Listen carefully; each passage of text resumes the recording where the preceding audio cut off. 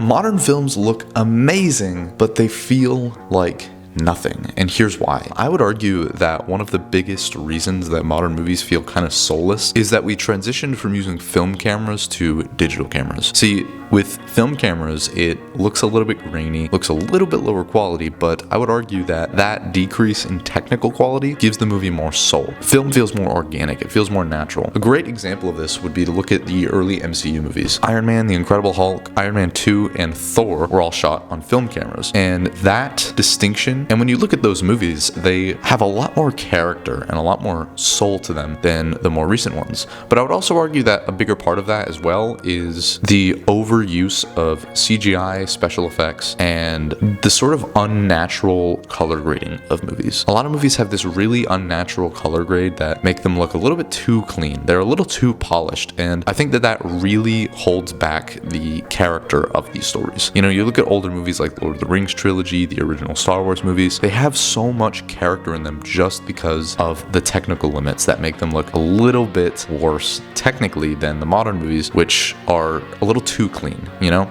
Because the real world is not clean, and I think it's really important to maintain that organic feeling in films.